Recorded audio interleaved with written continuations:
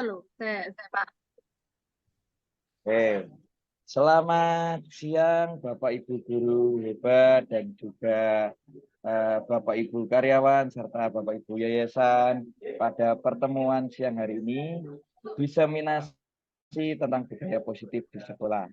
Kami CGP Angkatan 9 dari SMA Regina Pati Surakarta pada hari ini Selasa 24 Oktober 2023 akan bersama-sama kita belajar tentang budaya positif di sekolah agar nantinya dapat kita terapkan bersama-sama untuk memajukan peserta didik kita, diri kita sendiri maupun sekolah yang kita cintai.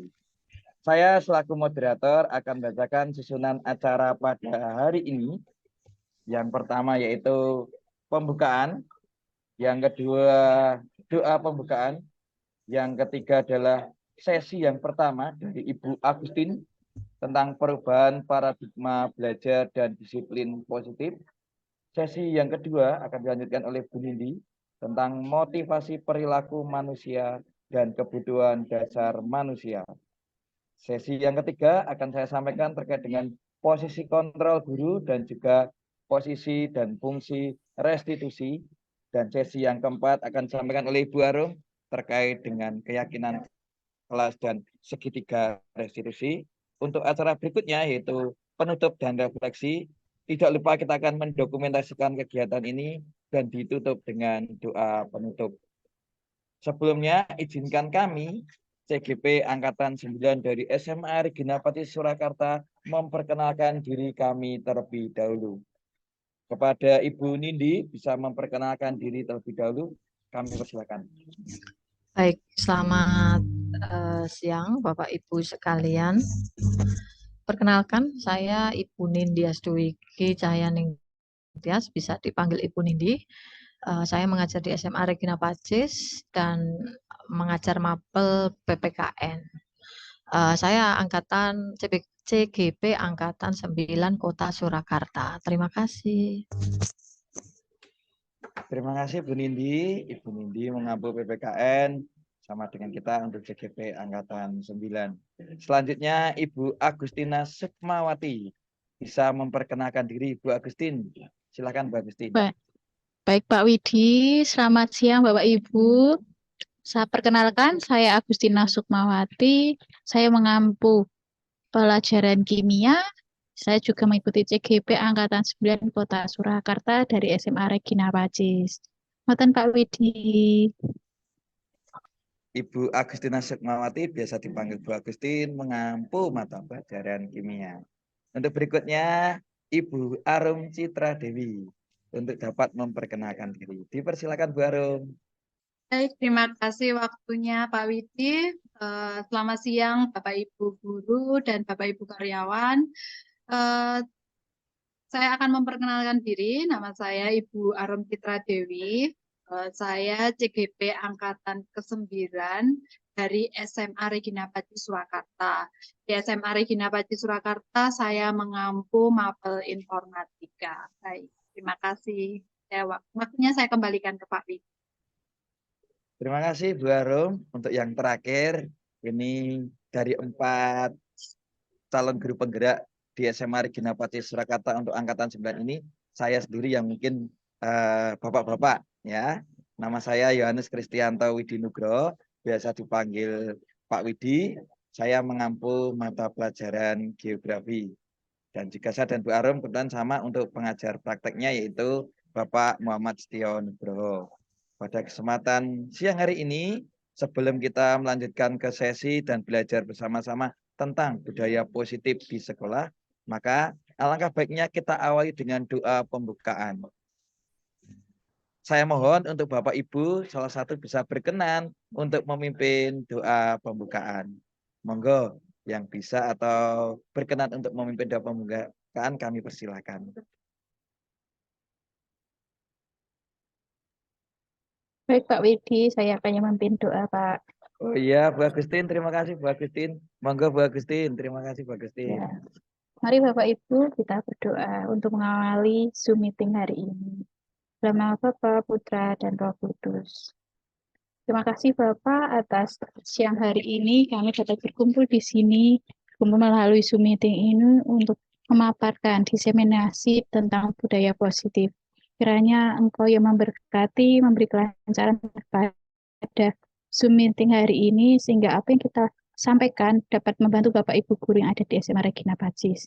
Terima kasih Bapak untuk kesempatan hari ini. Semuanya kami serahkan kepada namamu dalam nama Bapa, Putra, dan Roh Kudus. Amin.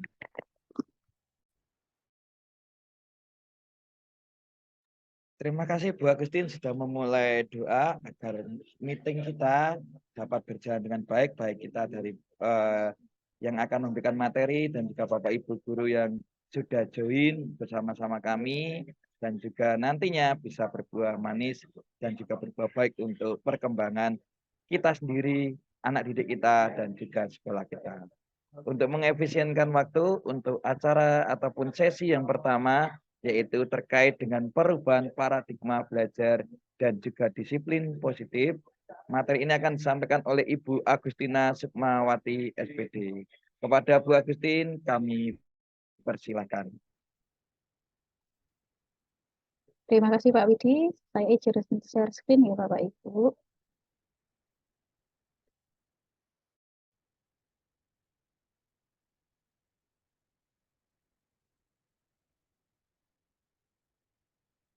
Apakah sudah tertampil di layar Bapak Ibu?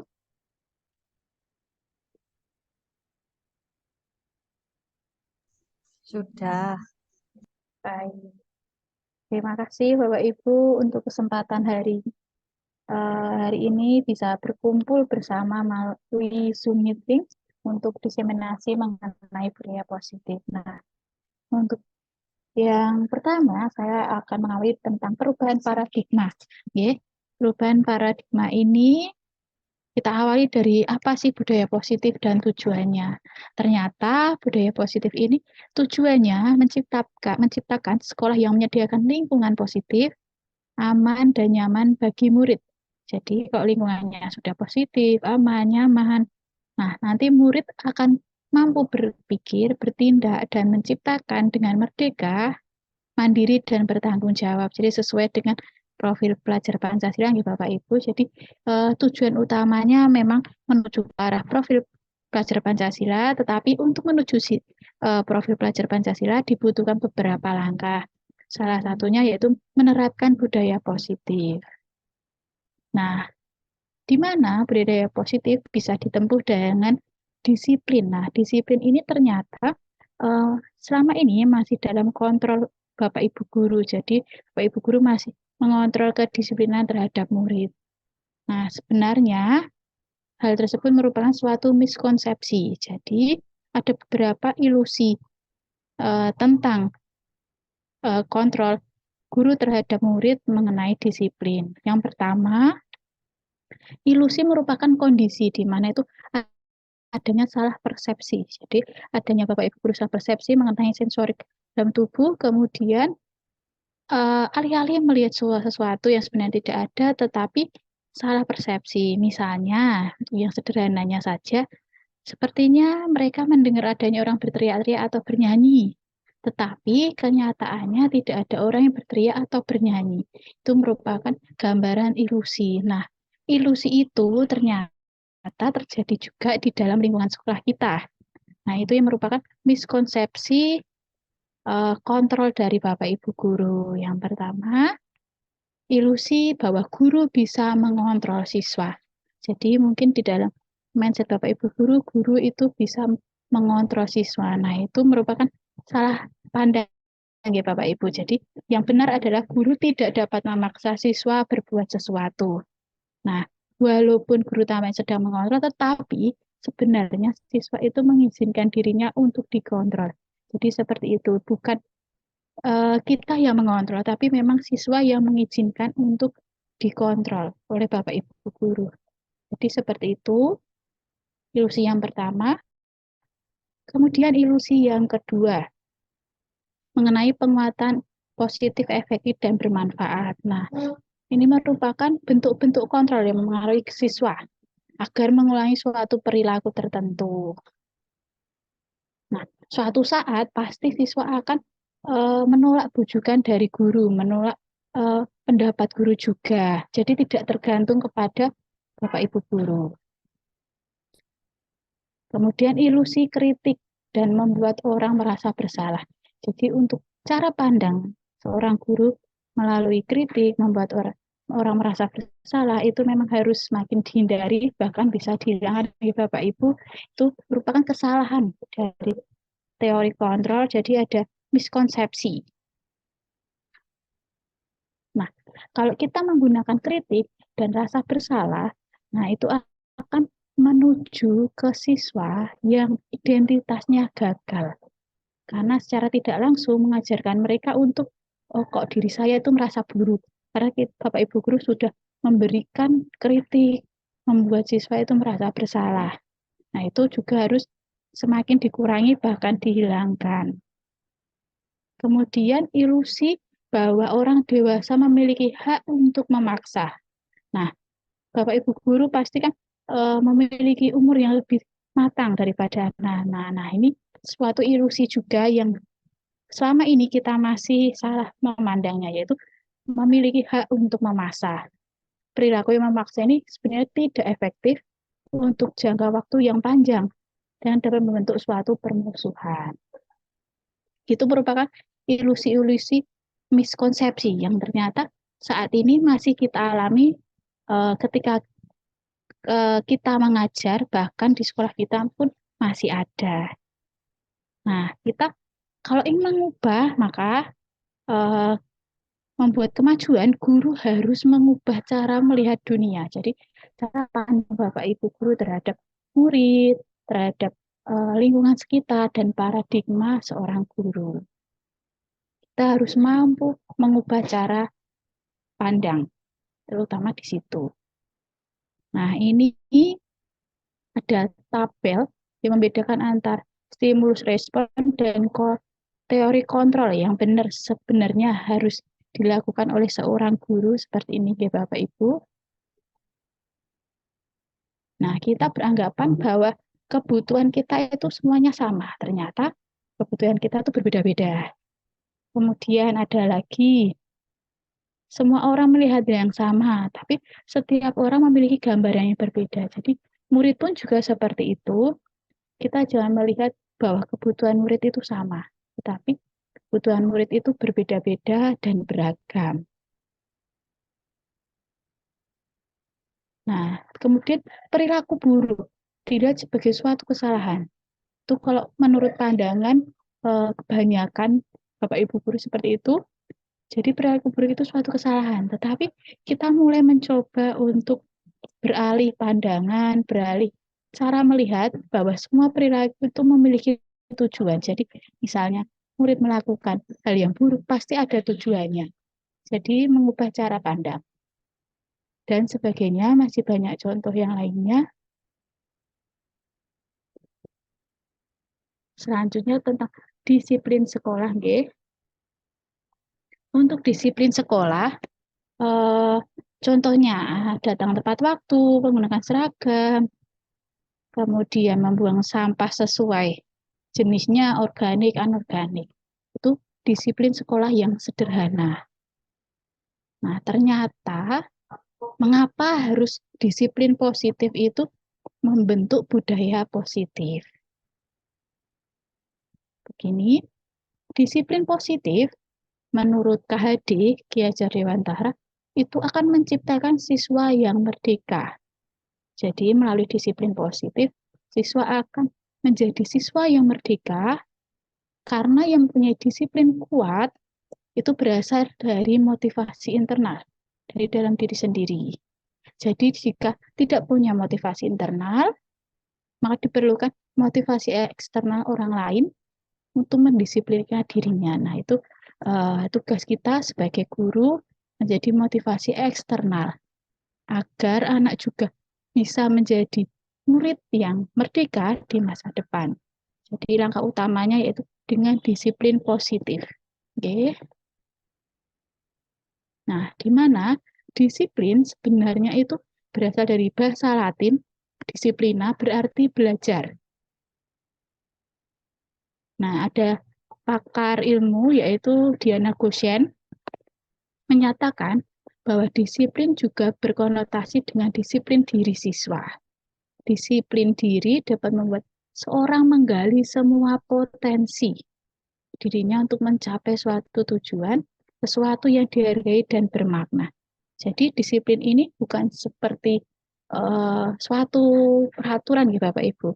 Jadi mulai disiplin positif itu dikembangkan karena ada kesadaran dari siswa, tadi motivasi internal, dan kita sebagai guru membantu menjadi motivator eksternalnya, di mana disiplin ini akan berbuah menjadi siswa yang merdeka. Karena kenapa kok bisa jadi siswa merdeka? Karena semua potensi yang ada di dalam dirinya itu bisa mencapai suatu tujuan. Jadi bisa tereksplor semua potensi yang ada di dalam diri siswa. Seperti itu. Nah, konsep disiplin positif merupakan unsur utama terbentuknya budaya positif. Jadi salah satu penerapan budaya positif di sekolah melalui disiplin positif. Nah, dari disiplin ini banyak manfaatnya Bapak Ibu.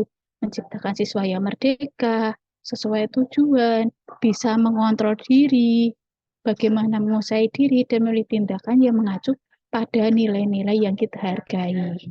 Dengan kata lain, seseorang yang memiliki disiplin diri, mereka bisa bertanggung jawab terhadap apa yang dilakukannya, mendasarkan nilai-nilai kebajikan universal. Jadi untuk goalnya, tujuan utamanya kita membantu siswa, memfasilitasi siswa agar menuju tujuan mereka menjadi murid yang merdeka, murid yang bertanggung jawab di masa depan, sesuai dengan nilai-nilai kebajikan universal. Nah, apa saja nilai-nilai kebajikan universal? Nah, ini Bapak Ibu, nilai-nilai kebajikan universal yaitu tentang profil pelajar Pancasila.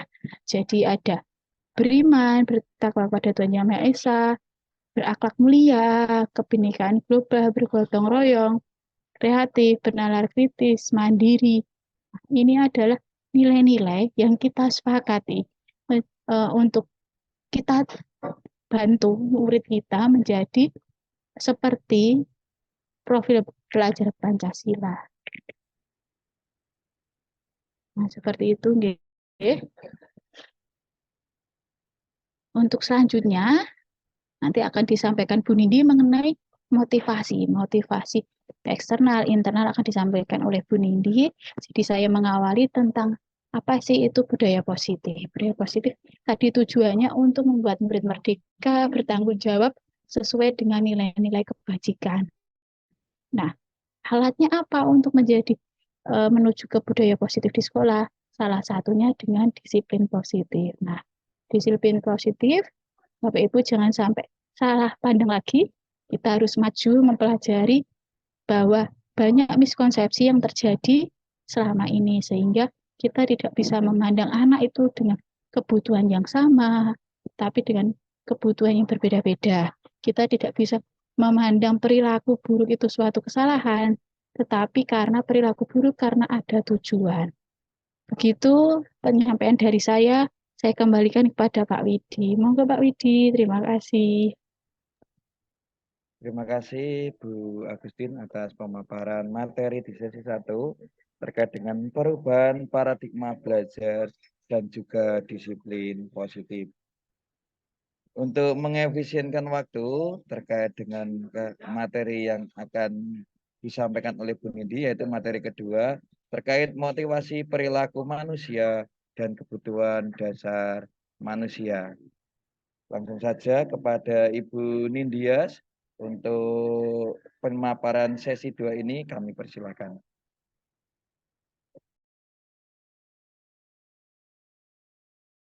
Baik, Pak. Untuk screen sampun nggih? Sudah ya? Sudah Bu Nindi, di full Oke, di full share screen aja enggak apa-apa Bu Nindi. di full. Oke.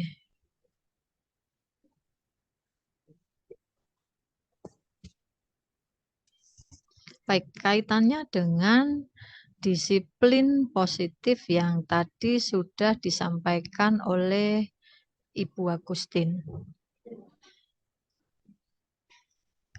Untuk materi dari saya akan memberikan tentang budaya positif, yaitu motivasi perilaku manusia, yang ini juga masih berkaitan ya dengan disiplin positif.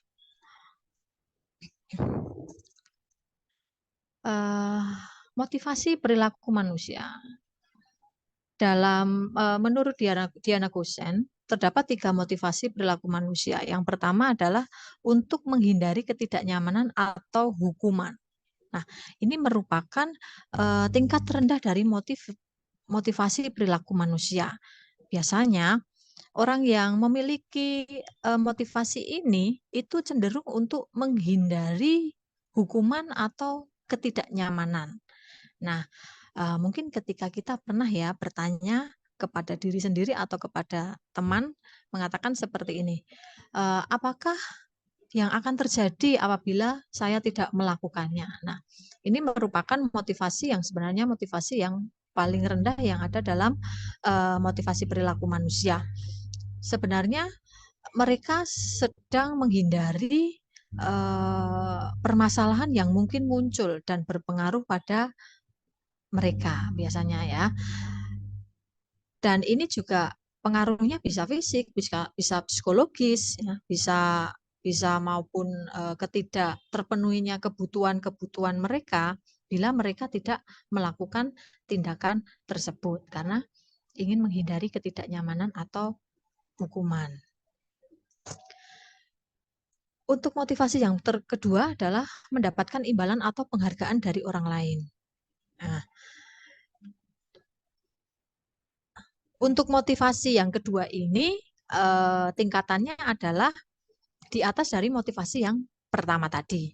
Nah, di sini orang akan berperilaku untuk mendapatkan imbalan atau penghargaan dari orang lain. Jadi ingin diakui atau mendapatkan sesuatu karena melakukan yang dikerjakan.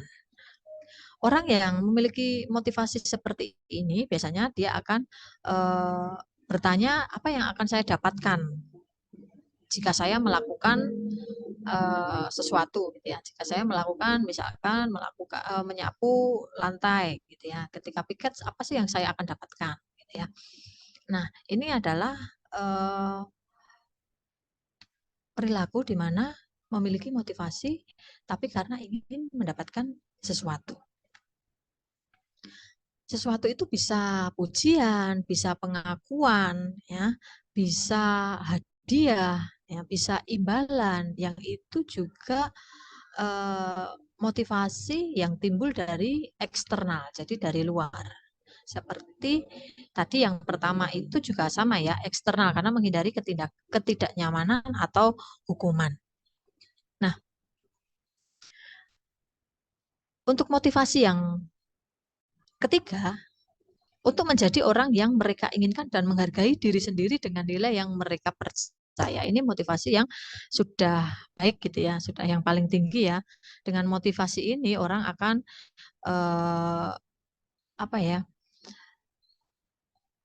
jika saya melakukannya, ini sesuai dengan nilai-nilai yang saya percayai. Gitu ya. Mereka melakukan sesuatu karena nilai yang sudah diyakini, yang sudah dipercayai, dan jika tidak melakukannya maka seperti ada yang kurang. Jadi yang ketidaknyamanan, kemudian tidak enak, yang merasa bersalah karena motivasi ini muncul daripada dirinya sendiri, yaitu bersifat internal. Nah, ini adalah sebuah motivasi yang memunculkan adanya disiplin positif ya Bapak Ibu ya. Ini akan membuat orang akan memiliki disiplin positif karena motivasinya ini sudah motivasi dari dalam, bukan karena imbalan atau menghindari ketidaknyamanan atau bahkan menghindari hukuman. Nah, untuk contoh di dalam kehidupan sehari-hari ya, di dalam kehidupan sehari-hari bisa ketika kita melihat anak-anak yang sedang melaksanakan kegiatan di kelas, misalkan piket peduli kepada lingkungan kelas. Nah, di sini kita bisa melihat anak-anak melakukan bersih-bersih itu motivasinya apa dari mereka. Kalau kita bertanya pasti gini, biar tidak dihukum Bu, atau biar kelihatan kalau kelas ini saya yang bersihin gitu ya. Nah, seperti itu adalah motivasi-motivasi yang dari eksternal, belum muncul dari dalam. Tapi ketika anak itu tahu yang namanya kelas bersih itu menyenangkan, itu nyaman untuk dipakai, maka dia akan membersihkan kelas tanpa harus ada iming-iming tertentu. Nah, itu yang positif. Nah, bicara tentang motivasi perilaku manusia yang positif seperti ini, contoh yang lain mungkin ketika Bapak Ibu melakukan salam sapa. Bapak Ibu yang melaksanakan salam sapa ini merupakan sebuah budaya positif ya, budaya positif. Ketika kita melakukan salam sapa pasti ada motivasi perilaku di dalam diri kita. Ya, motivasi yang tadi sudah saya sebutkan ya, tiga tadi yang sudah saya sebutkan. Nah, harapannya motivasi yang muncul adalah motivasi di mana ada nilai-nilai yang kita yakini bahwa nilai itu harus kita lakukan dan kita percayai, nilai itu akan mengubah diri kita menjadi orang yang lebih disiplin ya. Karena kalau kita menginginkan anak-anak kita disiplin, maka kita sendiri juga harus berdisiplin diri. Ya, dengan melakukan hal-hal yang kecil ya, hal-hal yang kecil hingga hal-hal yang besar ya. Seperti contoh, kalau saya mengambil adalah kegiatan salam sapa, karena kegiatan salam sapa ini juga berdampak positif kepada anak didik kita ya. Untuk kita bisa menyapa setiap pagi dengan penuh sukacita begitu ya Bapak Ibu ya. Nah, harapannya seperti yang saya katakan tadi, ketika melakukan motivasi ini kita melakukan motivasi yang ketiga, di mana ada nilai-nilai yang kita percayai itu harus dilakukan dan itu positif untuk kita dan akan berdampak positif juga untuk orang lain termasuk teman sejawat dan juga para murid kita begitu Bapak Ibu. Dan motivasi ini bagus karena muncul dari dalam diri kita karena hal-hal yang sudah kita percayai. Kemudian lanjut masih berhubungan dengan budaya positif.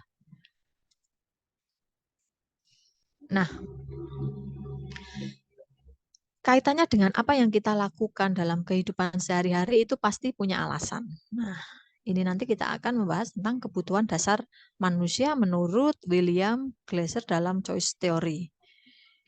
Di mana kebutuhan dasar manusia itu ada 5. Ya, Bapak Ibu sekalian ada 5 di sana, ada tabel diagram lingkaran. Nah, itu ada 5 kebutuhan dasar yang harus dipenuhi begitu ya. Mungkin kalau salah satu tidak terpenuhi, maka ini akan mempengaruhi yang lainnya begitu ya. Nah, seluruh tindakan manusia pastilah ya memiliki tujuan tertentu. Semua yang kita lakukan itu adalah usaha terbaik yang kita kerjakan untuk mendapatkan apa yang kita inginkan. Nah, ketika kita mendapatkan apa yang kita inginkan, sebetulnya saat itu kita sedang memenuhi satu atau lebih dari satu kebutuhan dasar kita, yaitu kebutuhan untuk bertahan hidup, kebutuhan kasih sayang dan rasa diterima, kebebasan, kesenangan, dan penguasaan.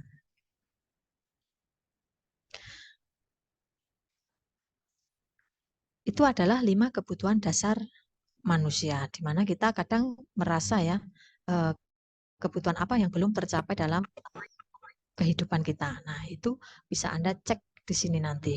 Nah, kebutuhan dasar hidup yang pertama adalah bertahan hidup. Jelas ya, kebutuhan yang bersifat psikologis untuk bertahan hidup, misalnya kesehatan, rumah, dan makanan.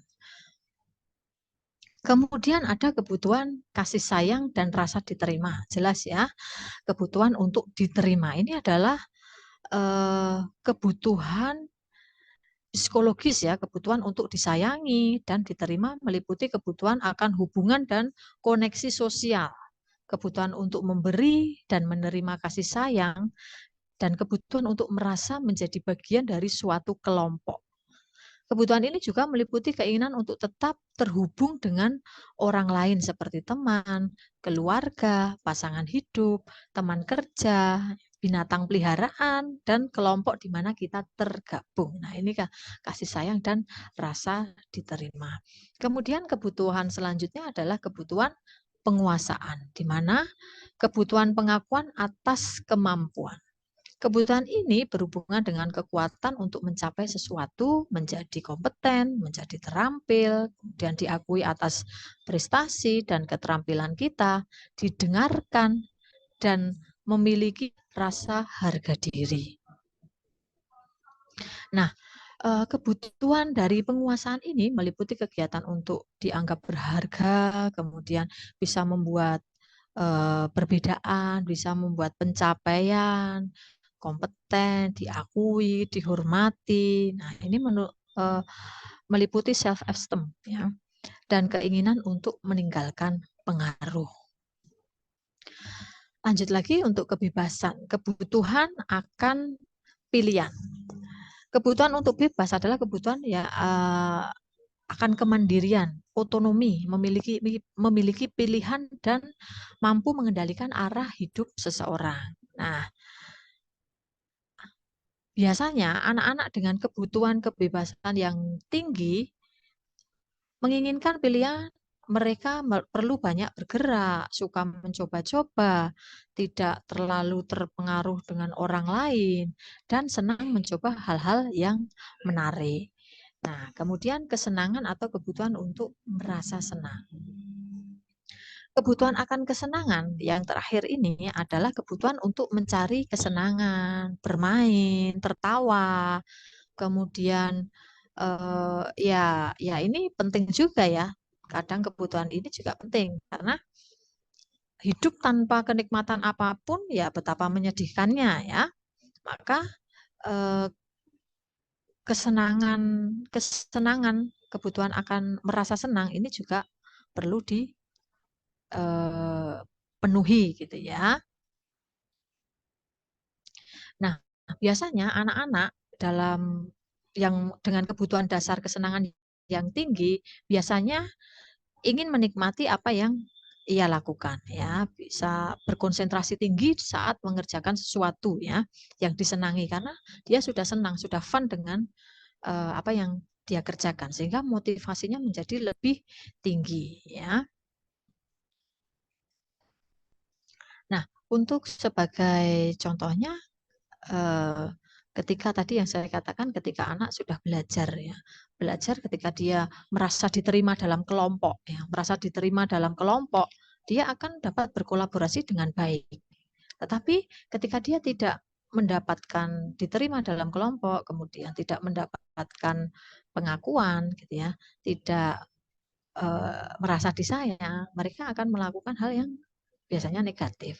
Tapi kalau kita membangun kolaborasi yang positif, yang menerima perbedaan, ya, kemudian tidak tidak melakukan hal-hal yang itu membuat anak merasa minder. Nah, itu akan membuat anak dalam belajar dan berkolaborasi akan semakin termotivasi tinggi. Nah, terkadang juga kebutuhan kesenangan anak itu tidak tercapai ya, sehingga di kelas membuat gaduh, kemudian bermain dan lain sebagainya. Nah, ini kita dituntut untuk bagaimana caranya mengarahkan agar kebutuhan anak ini dapat tercapai sesuai dengan dia berada. Misalkan ketika di kelas ya harus memposisikan dirinya di kelas, tidak boleh bermain. Kesenangan nanti dicari ketika di luar kelas gitu. Atau kita bisa mencarikan kemungkinan pembelajaran tidak sesuai atau tidak sesuai dengan kesenangan mereka begitu ya. Kadang harus diintegrasikan bakat mereka apa, potensi mereka apa sehingga dalam melaksanakan kolaborasi anak menjadi lebih semangat. Begitu dari saya. Monggo Pak Widi bisa dilanjutkan lagi. Terima kasih Bu Nindi atas materi yang telah disampaikan, yaitu kaitannya dengan motivasi perilaku manusia dan juga kebutuhan dasar manusia. Bapak Ibu guru, Bapak Ibu guru hebat semua sudah memahami ya terkait dengan perubahan paradigma belajar, disiplin positif, bagaimana Bu Agustin tadi menyampaikan beberapa miskonsepsi yang sudah kita lakukan setiap hari, mungkin perlu diubah dan juga diperjelas dengan motivasi perilaku manusia dan harapan kita untuk dapat memenuhi kebutuhan peserta didik kita karena ada kebutuhan dasar manusia. Untuk sesi yang ketiga akan terkait dengan posisi kontrol guru dan posisi dan fungsi restitusi akan saya sampaikan. Sebelumnya biar karena sudah 2 sesi dan dengan 4 materi biar tidak ngantuk, Bapak Ibu silakan untuk dapat bisa menggerak-gerakkan badannya ya. Bisa menggerak-gerakkan badannya karena kita di online, semoga tidak ngantuk atau tidak bosan. Bisa digeleng-gelengkan kepalanya. Nah, tangannya ya toh. Nah, senyum dulu, senyum. Nah, bisa berkaca. Nah, ya, biar tidak ngantuk dalam mengikuti sesi atau materi yang akan disampaikan, ya. Oke, izinkan saya untuk share screen terkait dengan materi yang akan saya sampaikan, yaitu materi tentang posisi kontrol guru dan juga tentang posisi dan fungsi restitusi. Ya, izinkan saya menyampaikan tentang posisi kontrol guru dan restitusi. Saya sendiri Yohanes Kristianto Widinugroho, calon guru penggerak angkatan 9 dari Kota Surakarta. Ya, kita akan satu persatu dulu. Ya, 5 posisi kontrol guru. Ya, menurut Diane Gusen ada 5 posisi kontrol guru. Yang pertama yaitu penghukum. Biasanya guru itu menggunakan hukuman fisik maupun verbal. Biasanya kata-katanya larangan atau intimidasi. Ya, itu kita sering lakukan. Baik disadari maupun tidak disadari, itu sering kita lakukan. Ya. Ayo nak, kamu tidak mengerjakan PR, nanti nilaimu 0. Itu kata-kata intimidasi, itu adalah kata-kata membuat hukuman. Ya. Tanpa disadari, itu kita lakukan. 5 posisi kontrol ini semuanya mungkin kita pernah lakukan. Ya. Yang kedua adalah membuat orang merasa bersalah. Biasanya dengan nada-nada di mana kita minta orang itu menyadari kesalahannya dan dia merasa bahwa dia orang yang bersalah dan akan memperbaiki diri. Itu anggapan kita. Tetapi di sisi lain tentang penyadaran ini kadang ada yang negatif karena membuat orang atau peserta didik kita atau murid kita itu kadang down ataupun kurang semangat dalam melakukan segala aktivitasnya karena atas apa kesalahan yang telah dia perbuat. Sehingga kedepannya dia tidak bisa kreatif ataupun lebih maju lagi. Yang ketiga, ini menurut saya dulu sebelum belajar pendidikan guru penggerak, posisi guru sebagai teman itu paling baik. Karena kita mengibaratkan diri kita sebagai teman bagi peserta didik kita atau murid kita. Dengan begitu kita dapat mengontrol murid dengan pendekatan sebagai teman. Jadi kita mengajak, ayo jangan melanggar peraturan sekolah, jangan datang terlambat, dan lain sebagainya. Posisi sebagai teman itu sering kita lakukan. Tetapi apakah ini yang terbaik ketika kita menjalani sebagai saya menjalani dalam pendidikan guru penggerak? Ternyata tidak. Bahwa posisi guru sebagai teman itu bukan posisi terbaik untuk mengontrol peserta didik. Kenapa Pak? Karena ketika ada peserta didik yang melanggar kedisiplinan, ya, yang melanggar kedisiplinan, biasanya ketika kita sebagai teman seolah-olah kita itu sebagai seseorang yang dapat memberikan solusi. Karena solusi bukan dari dirinya, biasanya peserta didik tersebut bisa mengulangi kembali kesalahan ataupun pelanggaran kedisiplinan yang telah dilakukan.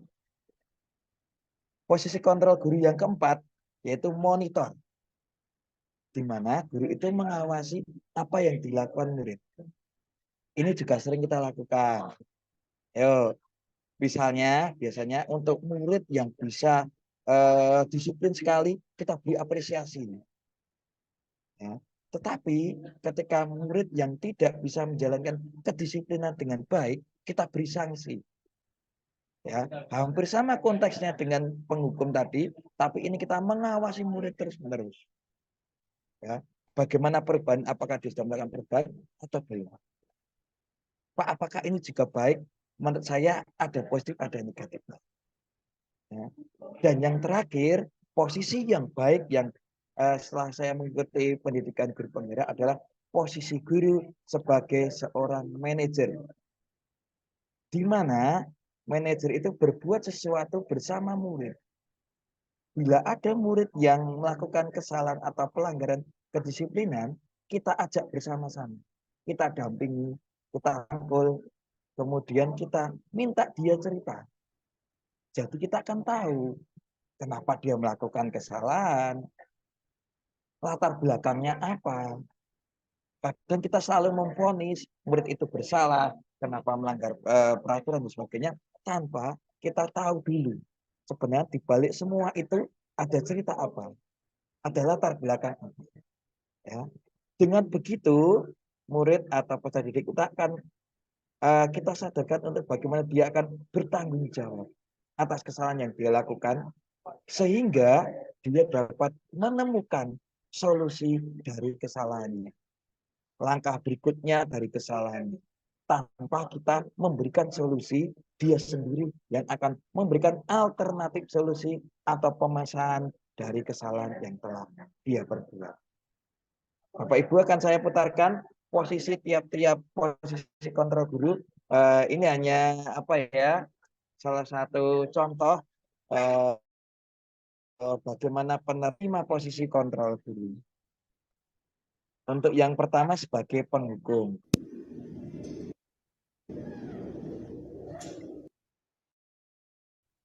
Mohon bantuan Bu Anya terdengar? Gaby, baju Terdengar baru? Oke, terima kasih. mau keluar. Dengar, Pak. Ayo dimasukkan. Pak kasih sanksi pelanggaran. Ya, terus di kartu merah kalau enggak. Ini sering sekali kita lakukan. Ketika ada anak yang melanggar, kita selalu memberikan hukuman. Di sekolah kita ada namanya kartu pelanggaran atau kartu merah atau poin. Itu sering kita lakukan. Apakah itu baik? Sebenarnya dalam kajian posisi kontrol guru, sebaiknya pendekatan itu lebih intensif daripada penghukuman atau sanksi yang diberikan. Itu terkait dengan posisi kontrol guru sebagai penghukum.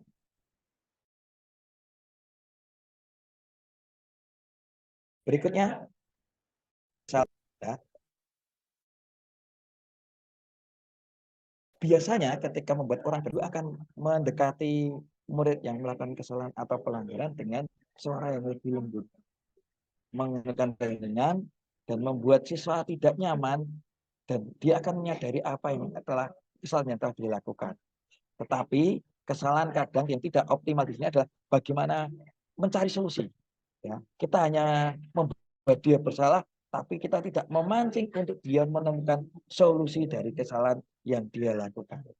Bisa diperhatikan dari wajah di contoh video ini, ada wajah murid yang nantinya akan menunjukkan bagaimana dia merasa bersalah atas kesalahan yang dia lakukan, yaitu dia tidak memasukkan pakaian atau tidak berpakaian seragam dengan rapi sebagaimana mestinya.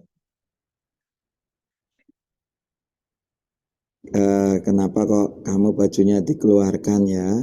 Apa kamu nggak malu? Kamu itu ketua kelas, kamu itu anak band, tapi kenapa bajumu dikeluarkan? Harusnya kamu berpenampilan baik, jangan seperti itu, ya Gap? Ya Pak, maaf ya Pak. Ya. Nah, di sini sekali lagi bisa diperhatikan bahwa membuat murid peserta didik kita bersalah itu baik iya. Tetapi bukan salah satu langkah terbaik. Kenapa? Karena dengan dia merasa bersalah, dia belum tentu menemukan solusi atau pemecahan dari kesalahan yang dia perbuat. Sekarang posisi guru yang ketiga, yaitu sebagai teman. Ya, ini permasalahannya sama tentang baju yang dikeluarkan. Guru sebagai teman itu guru tidak akan menyakiti muridnya, sehingga murid itu percaya terhadap gurunya. Tetapi akan selalu berusaha mengontrol siswa melalui persuasi. Jadi solusi yang ditawarkan kembali lagi masih dari guru. posisi ini dapat berdampak positif dan negatif. Kadang karena terlalu dekatnya guru dengan murid, kadang hubungan ini memicu untuk kewibawaan dari guru tersebut akan berkurang. Karena dia memakan dirinya sebagai teman dari murid yang melakukan kesalahan tersebut. Maka posisi guru sebagai teman pun ada positif dan negatifnya. Kenapa bajumu dikeluarkan? Apa kamu nggak malu dan nggak kasihan sama Pak Widi? Ya toh, bajumu dikeluarkan, kamu menjadi contoh di kelas. Pak Widi selalu banggain kamu karena kamu anak band. Ya, menjadi teladan untuk teman-temannya. Oh, bajunya dimasukkan, kamu biar juga mendapat apresiasi baik dari teman-temannya. Gitu ya, Gap? Ya Pak, maaf ya Pak. Ya. Ya, saya ulangi lagi untuk kedepannya. Oh ya.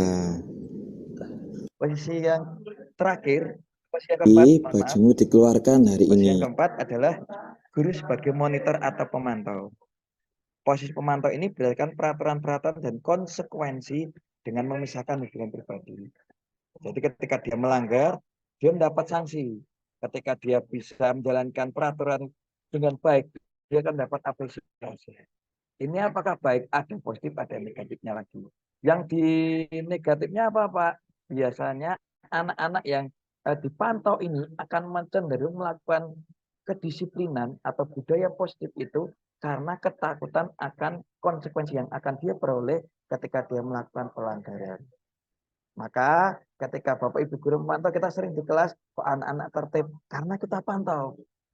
Ketika kita lepas, ketika kita tidak memantau, biasanya anak-anak kadang melakukan pelanggaran. Ya, kenapa seperti itu? Karena posisi kita sering menempatkan diri kita sebagai monitor atau pemantau. Gaby tahu bahwa Gaby melanggar peraturan. Tahu Pak. Melanggar peraturan apa?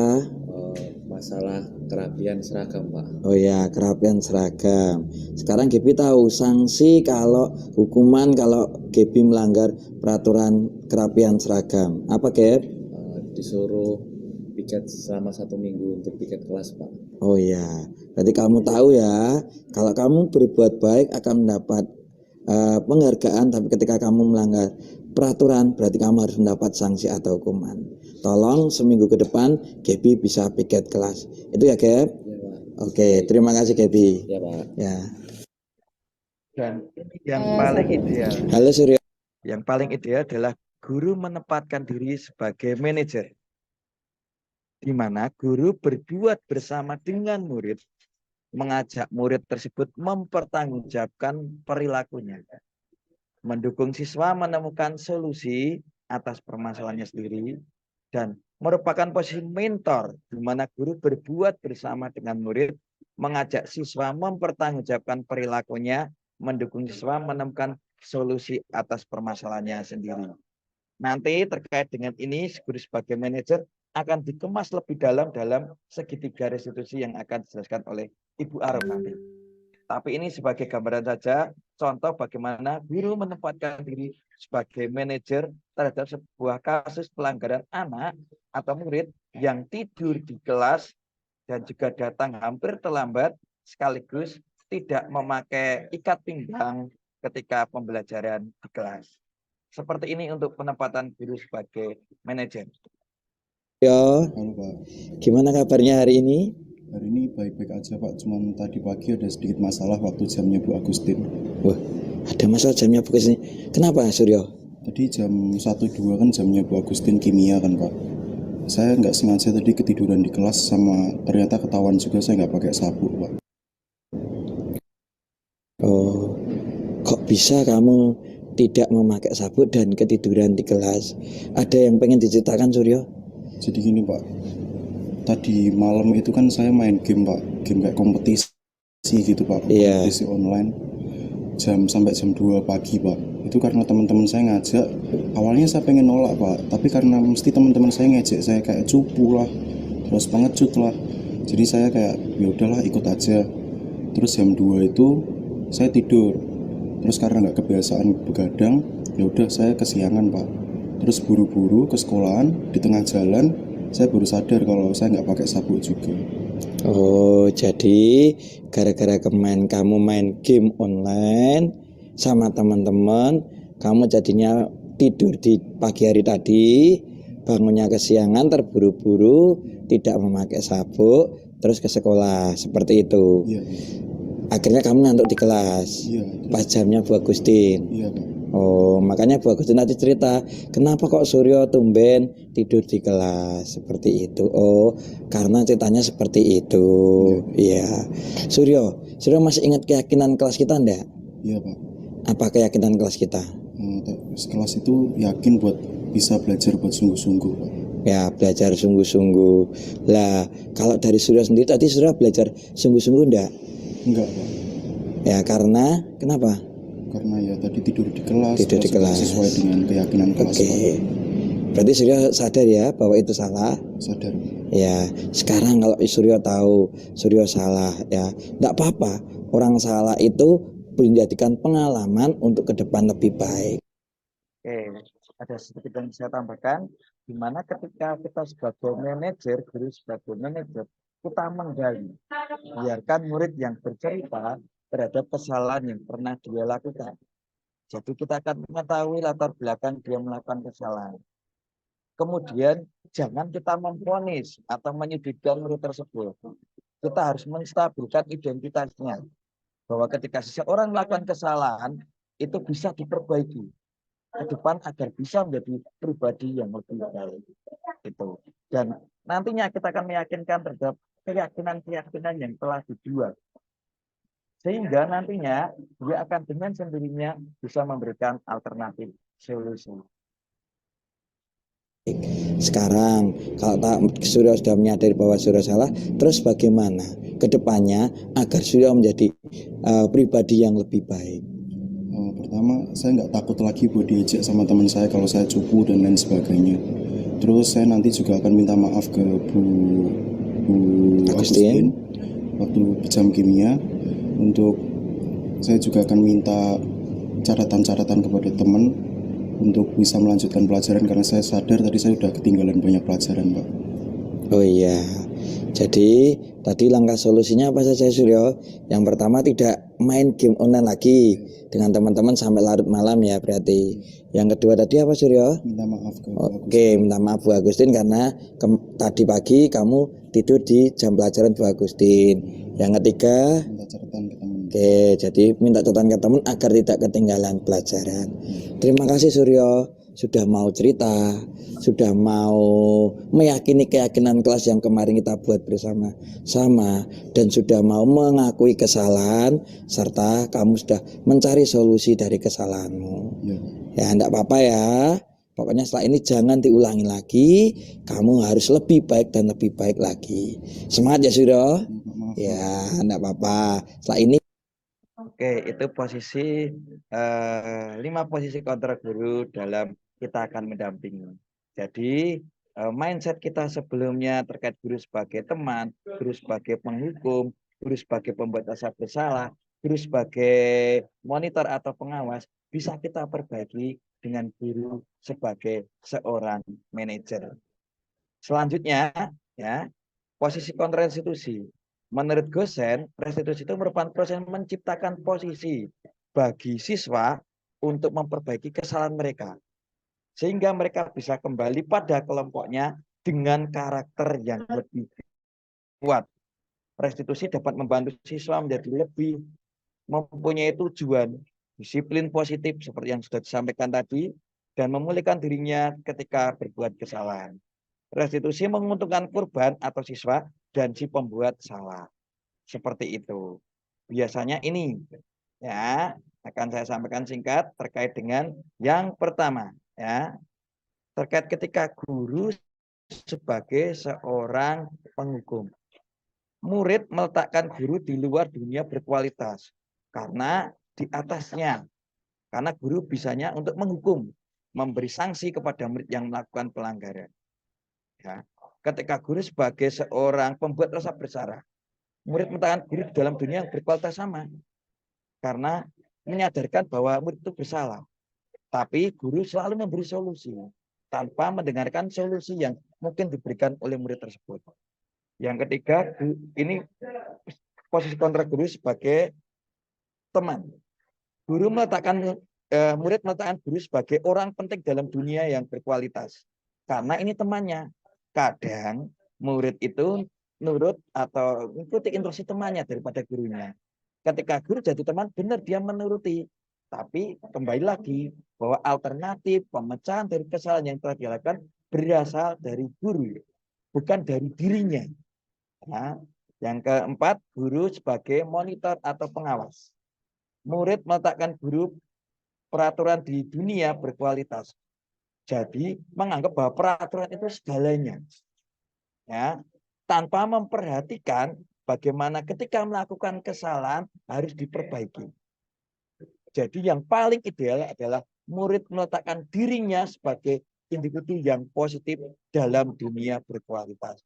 Sehingga ketika murid melakukan kesalahan, dia bisa berintrospeksi diri, menyadari kesalahannya, dan kemudian memberikan solusi atas kesalahan yang dia perbuat. Itu yang dapat saya sampaikan terkait bagaimana posisi kontrol guru dan juga posisi kontrol restitusi. Untuk selanjutnya, sesi yang keempat terkait dengan keyakinan kelas dan segitiga restitusi akan dilanjutkan oleh Ibu Arum. Kepada Ibu Arum, kami persilakan.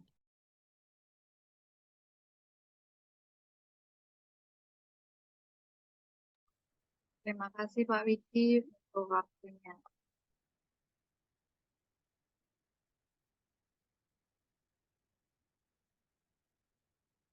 Bentar guys, ya. Apakah sudah tampil?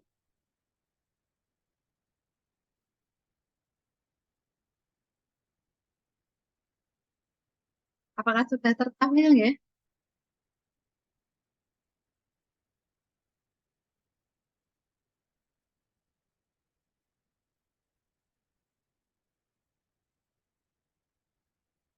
Baik. Seluruh pelajaran hari ini telah selesai. Sampai jumpa besok pagi dengan kesempatan belajar baru. Baik, terima kasih untuk kesempatannya. Untuk kali ini saya akan menjelaskan berkaitan dengan keyakinan kelas dan segitiga restitusi. Nah, di sini untuk keyakinan kelas, mengapa kita akan membuat keyakinan kelas? Mengapa tidak peraturan kelas saja? Nah, Bapak Ibu guru semua pasti tahu, ada di sekolah kita sudah mempunyai banyak peraturan.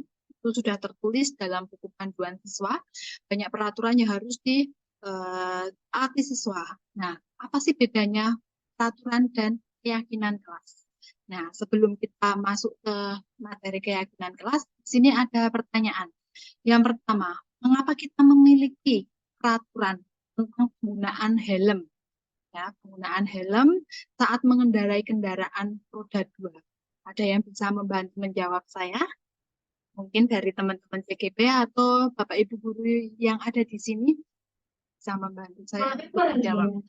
Sampai informasi. Telah ditemukan uang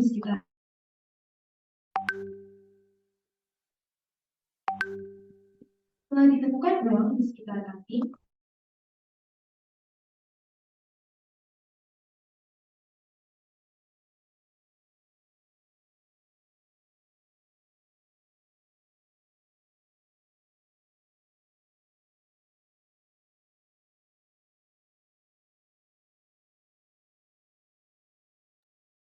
Saya baru menyetilkan sound yang ada di kelas. Bagaimana, ada yang bisa menjawab mengapa kita memiliki peraturan tentang penggunaan helm saat mengendarai? Mungkin Bu Nindi bisa membantu saya, atau Pak Kris, atau Bu Evita yang ada di sini bisa membantu saya untuk menjawab. Nah, ya, kenapa? Ini sangat berkaitan dengan keselamatan ya. Kenapa kok kita harus menggunakan helm saat berkendara? Ini sangat berkaitan dengan keselamatan. Terus juga biar terhindar dari sesuatu yang tidak diinginkan. Contohnya misalnya ketilang. Nah, yang kedua, mengapa kita memiliki peraturan tentang penggunaan mencuci tangan setiap saat? Apalagi kemarin waktu pandemi, kita setiap memasuki ruangan atau memasuki lokasi yang baru kita diharapkan untuk mencuci tangan. Nah, ini berkaitan dengan kesehatan supaya kita selamat dan terhindar dari virus-virus atau bakteri yang ada di sekitar kita. Ya, untuk jawabannya berkaitan dengan sebelum kita masuk ke keyakinan kelas. Selanjutnya,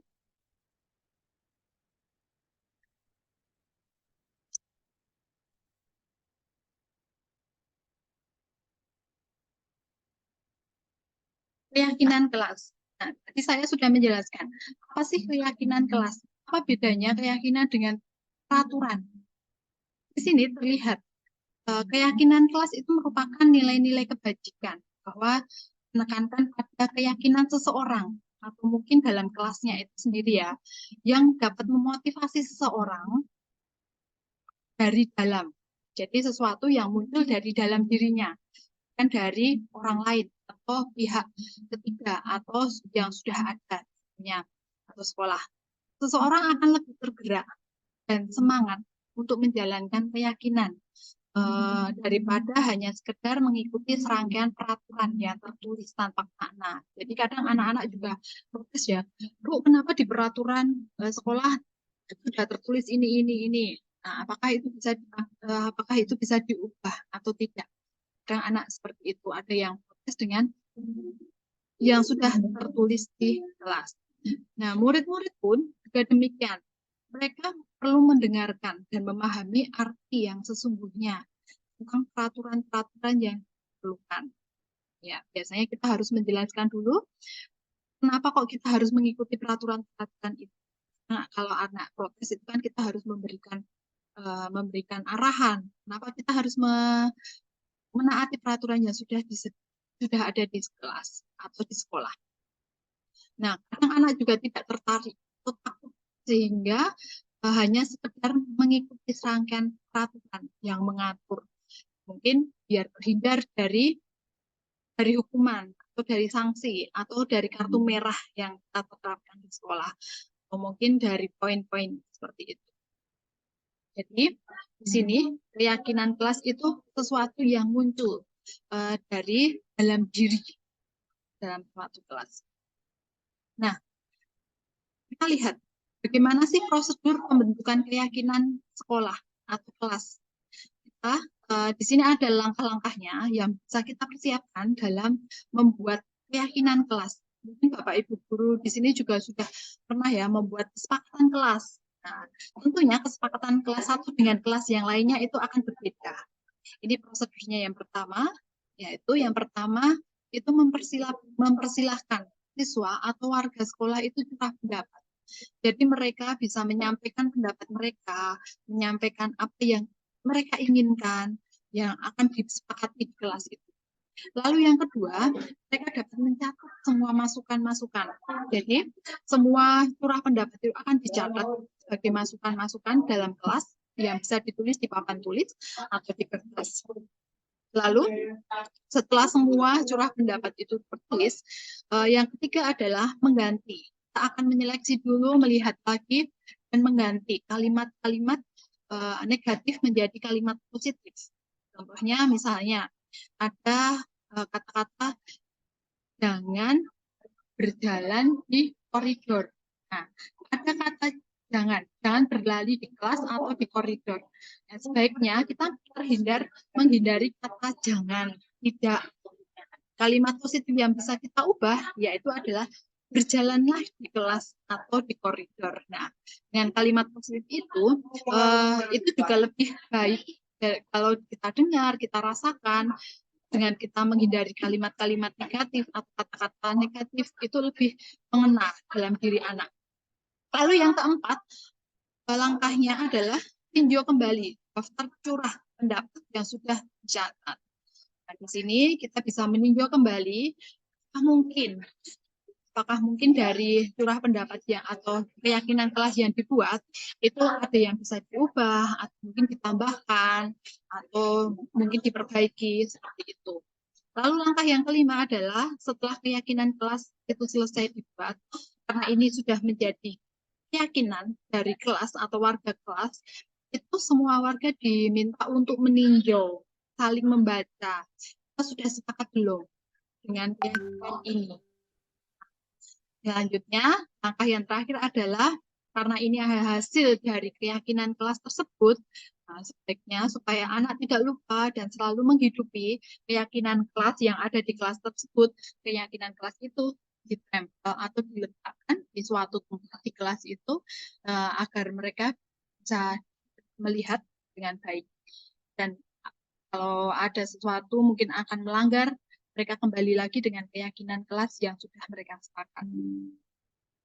Oke, ini akan saya perlihatkan contoh-contoh keyakinan kelas. Di sini ada tiga keyakinan kelas untuk kelas 1, kelas 5, dan kelas 7.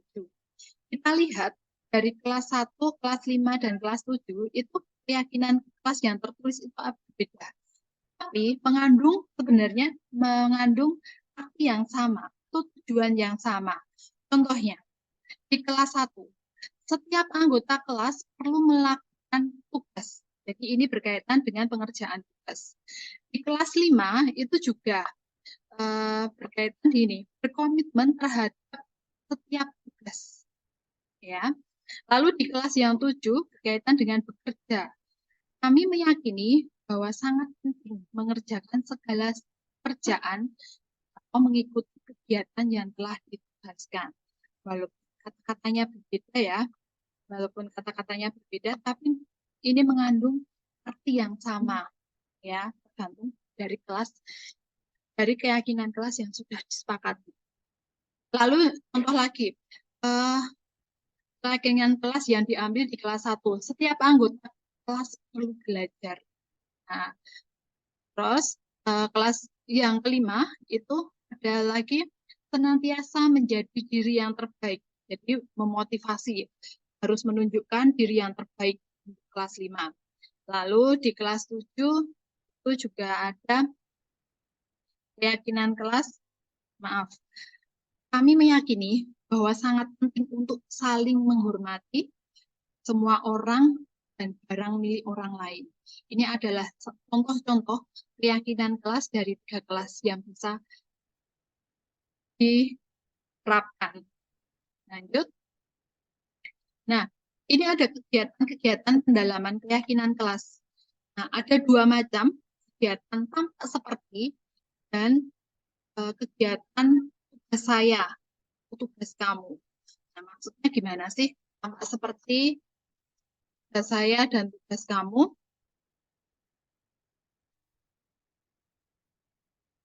Nah, tampak seperti dulu ya.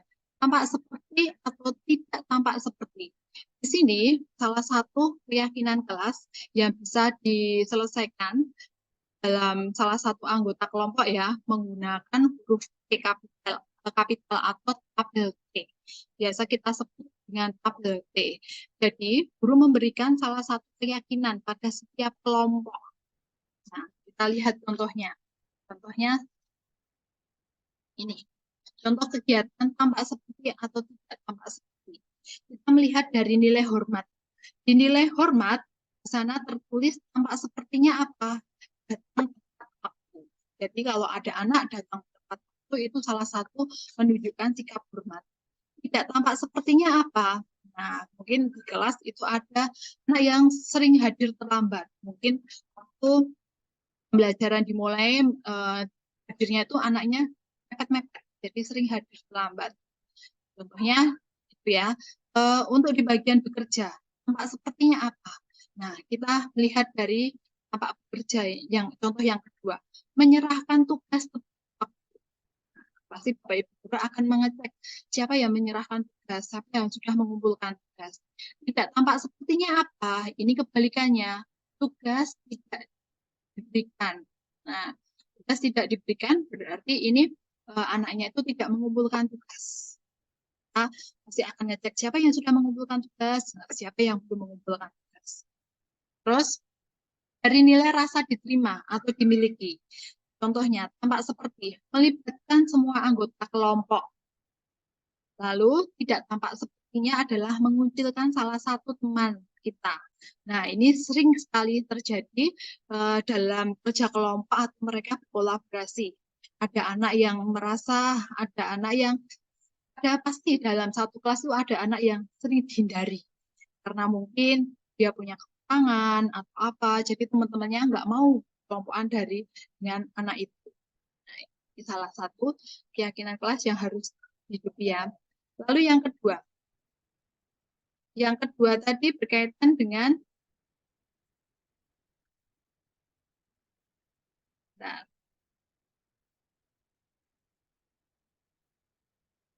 kegiatan tugas saya, tugas kamu. Di sini tugas saya, tugas kamu itu berkaitan dengan tugas seorang guru dan tugas seorang siswa.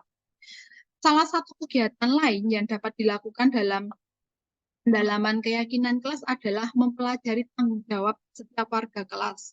Di situ ada yang bertugas sebagai wali kelas, ada Bapak Ibu guru sebagai wali kelas, Bapak Ibu sebagai pengajar, dan siswa. Kita mempunyai tugas masing-masing.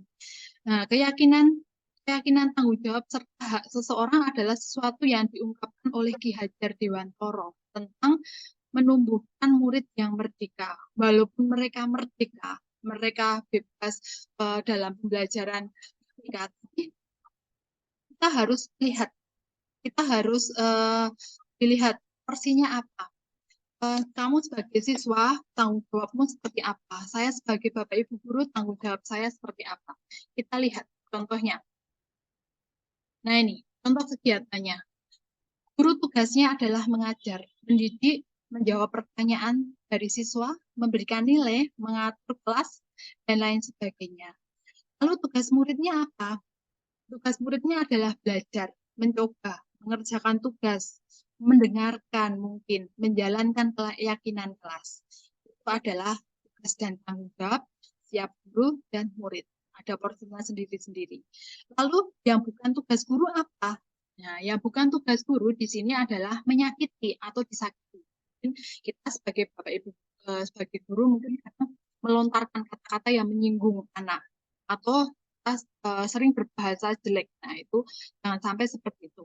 Memaksa kamu untuk belajar.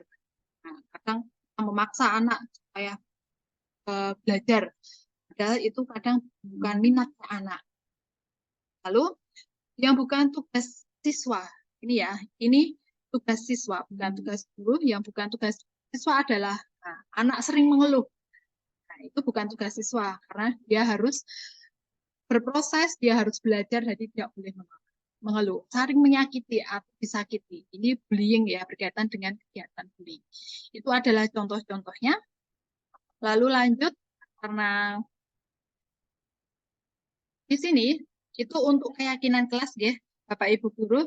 Sekarang saya akan lanjut berkaitan dengan restitusi, atau segitiga restitusi.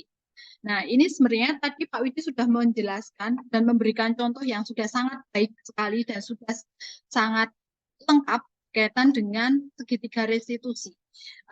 Contoh yang diberikan Pak Widi tadi sebenarnya adalah penerapan segitiga restitusi dengan posisi kontrol masing-masing ya. Ada yang berlaku manajer, ada yang guru sebagai teman, ada yang guru yang sebagai penghukum, dan lain-lainnya. Di segitiga restitusi ini ada 3 langkah. Pak Widi juga menyebutkan ada 3 langkah yang bisa kita lakukan. Yang pertama adalah menstabilkan identitas. Jadi kita semua akan melakukan yang terbaik yang bisa kita lakukan, teori kontrolnya. Jangan sampai anaknya itu dia sudah melakukan kesalahan, kita malah jadi penghukum, anaknya jadi down, tidak mau sekolah, dan lain sebagainya. Lalu langkah kedua, validasi tindakan yang salah.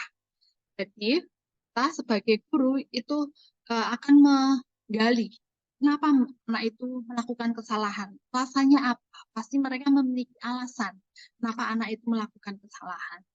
Lalu langkah yang ketiga adalah menanyakan keyakinan. Ini menanyakan keyakinan, teori kontrolnya adalah kita semua memiliki motivasi internal. Jadi, motivasi yang diharapkan di sini adalah menanyakan keyakinan itu timbul atau keluar dari anak sendiri. Bukan Bapak Ibu guru yang kamu harus gini, harus gini, harus gini. Tapi anaknya itu menyadari dengan penuh kesadaran, menyadari kesalahannya, sehingga ke depannya anaknya mau berbuat apa, siswa mau berbuat apa. Jadi timbul dalam diri sendiri. Oke, saya lanjutkan. Di sini ada gambaran segitiga restitusi. Dari yang pertama itu menstabilkan identitas, lalu memvalidasi tindakan yang salah. Di sini tentu kamu punya alasan mengapa melakukan itu. Adakah cara yang lebih baik, efektif untuk mendapatkan apa yang kamu butuhkan? Jadi menggali ya, terkait dengan validasi tindakan itu menggali kenapa sih kamu melakukan itu. Lalu yang terakhir adalah menanyakan keyakinan dengan meyakini keyakinan kelas apa yang sudah disepakati. Kamu sudah punya keyakinan kelas yang disepakati, karena kamu melanggar, kamu harus bagaimana. Hanya bisa mengambil keputusan. Lalu kamu ingin menjadi orang seperti apa sih ke depannya kalau kamu berbuat seperti ini? Nah, itu berkaitan dengan memvalidasi, menanyakan keyakinan. Oke. Saya lanjut. Ini ya, tadi sudah saya menjelaskan berkaitan ini contoh-contoh realnya berkaitan dengan cara yang pertama ketika restitusi menstabilkan identitas. Kita bisa menggunakan, jadi pada dasarnya dari segitiga ini bertujuan untuk mengubah identitas anak dari anak yang gagal karena melakukan kesalahan menjadi orang yang sukses. Jadi ini juga langkah pertama supaya anak itu mau terbuka kepada kita kenapa mereka melakukan kesalahan. Nah, kalimat-kalimat yang bisa digunakan di sini itu ada beberapa contoh kalimatnya. Berbuat salah itu tidak apa-apa. Jadi kita sebagai untuk menstabilkan identitas, saya juga pernah melakukan kesalahan. Tidak ada manusia yang sempurna. Jadi supaya anak itu kebombong, ya intinya kebombong. Lalu lanjut yang kedua. Yang kedua adalah validasi tindakan. Semua tindakan manusia pasti ada yang buruk, ada yang baik. Jadi di sini menstimulus anak. Kita karena kita sudah belajar dengan teori kontrol yang sudah tadi dijelaskan oleh Pak Widi, kita di sini menstimulus anak. Bagaimana kita menggali alasannya kenapa kamu melakukan kesalahan. Motivasinya apa kamu melakukan tindakan ini. Nah, itu. Nah, kalimat-kalimat validasinya yang bisa kita gunakan, contohnya adalah, padahal kamu bisa melakukan yang lebih buruk dari ini ya. Lalu, kamu pasti punya alasan mengapa kamu melakukan hal ini. Ada alasan kenapa mereka melanggar aturan. Terus kamu bangga pada diri sendiri, karena kamu telah melindungi sesuatu yang penting buatmu. Mungkin karena alasan yang sudah disampaikan, ternyata dia melindungi, karena alasan melindungi. Lalu yang terakhir, dari segitiga restitusi adalah menanyakan keyakinan ya. Di sini, setelah langkah 1 dan langkah 2 selesai, maka anak siap untuk dihubungkan dengan nilai yang dia percaya. Jadi memotivasi anak, apa yang akan kamu lakukan ke depannya, yang akan kamu lakukan itu apa? Contoh-contohnya, pertanyaan yang bisa digunakan adalah apa yang kita percaya sebagai kelas atau keluarga. Terus nilai-nilai umum yang telah kita sepakati apa? Kan kamu mau jadi seperti apa? Itu adalah contoh-contoh dari penerapan segitiga restitusi. Di sini sebenarnya saya mengambil kasus, ini kemarin ada kasusnya ini saat pulang sekolah JJ ketahuan sedang merokok di kamar mandi cowok. Nah, dan tadi salah satu dari posisi kontrol yang sudah diberikan Pak Widi tadi juga sudah menerapkan segitiga restitusi. Ini adalah kasusnya. Nah, ini. Loh.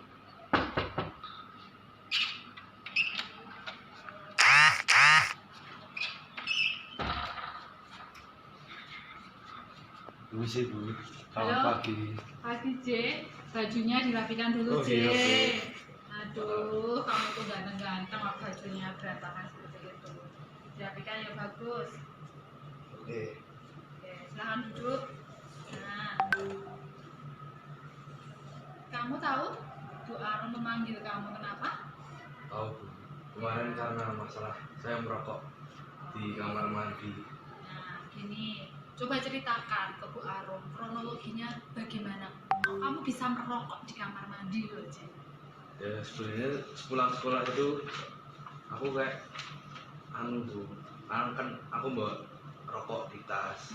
Terus sepulang sekolah tuh udah sepi. Nggak ada. Baik, karena waktunya sudah habis, mungkin ini langsung saja saya cut aja nggih, untuk penjelasan saya berkaitan dengan keyakinan kelas dan segitiga restitusi cukup, dan waktu saya kembalikan ke Pak Widi. Monggo Pak Widi. Terima kasih Bu Arum atas penjelasan terkait dengan keyakinan kelas dan juga segitiga restitusi.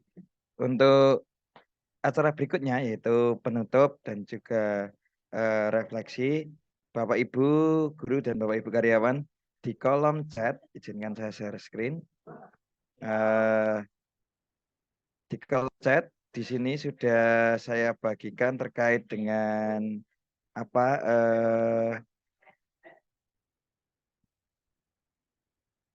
refleksi untuk presensi dan juga refleksi untuk kegiatan kita tentang diseminasi budaya positif sekolah, di mana dalam presensi dan juga refleksi tersebut Bapak Ibu juga akan mengisi tentang terkait dengan 4P, ya 4P, yaitu apa yang peristiwa apa yang kita jalani.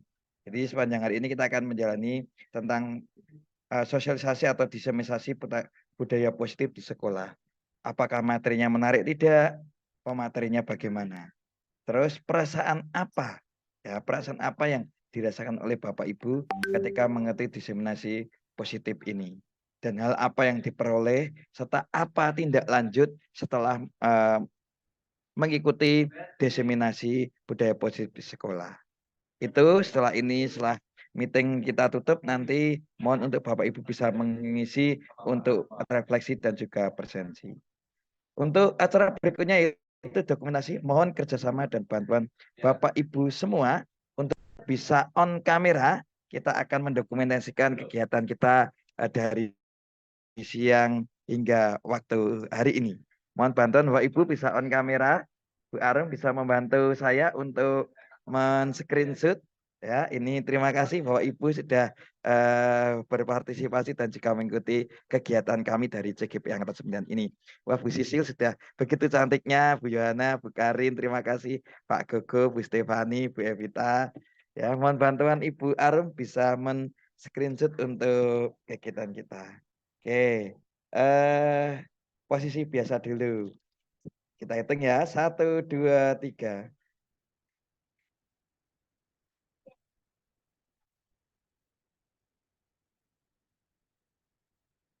Untuk berikutnya ya, berarti kita akan harus semangat selayaknya kita guru-guru hebat di Indonesia. Maka kita acungkan tangan kita akan memberikan semangat pada pendidikan di Indonesia. Ya, mohon bantuan Bu Arum bisa screenshot karena tangan saya dua-duanya memegang. 1, 2, 3. Oke, terima kasih Bapak Ibu. Marilah kita tutup kegiatan pada siang hari ini tentang diseminasi budaya positif di sekolah. Mohon bantuan salah satu Bapak Ibu bisa berkenan untuk memimpin doa penutup. Monggo. Baik. Ada yang berkenan untuk saya Pak Widi. Ya. Oh iya, Karena terima kasih Bu waktunya Arum. sudah Monggo mau Bu Arum jam bisa 2 membantu ya saya. Pak. Waktunya kita pulang. Kita tutup ya. Oke. Bapak Ibu guru dan Bapak Ibu karyawan, sebelum kita mengakhiri Zoom meeting pada hari ini, kita tutup dengan berdoa. Dalam nama Bapa, Putra, dan Roh Kudus. Amin. Tuhan, terima kasih Tuhan atas berkat-Mu Tuhan, sehingga pada hari ini kami dapat mendengarkan sharing dari teman-teman CGP Angkatan 9. Semoga Diseminasi budaya positif ini dapat menjadikan kami bekal dalam mendidik anak-anak yang Tuhan berikan dan Tuhan titipkan kepada kami. Segala doa dan permohonan kami Tuhan, kami serahkan ke tangan kuasa-Mu demi Kristus Tuhan dan pengantara kami. Amin. Dalam nama Bapa, Putra, dan Roh Kudus. Amin. Terima kasih Bu Arum, terima kasih Bapak Ibu semua. Semoga dari materi hari ini bisa berguna untuk kita, untuk kemajuan peserta didik kita, diri kita sendiri, dan sekolah kita. Sekian dari kami CGP Angkatan 9 SMA Regina Pacis. Terus semangat memajukan pendidikan Indonesia. Salam Semangat. guru penggerak. Terima Salam kasih. guru penggerak. Semangat teman-teman. Yeay, terima Semangat. kasih. Semangat ya. Semangat. Semangat semuanya. Terima kasih. Izin live ya.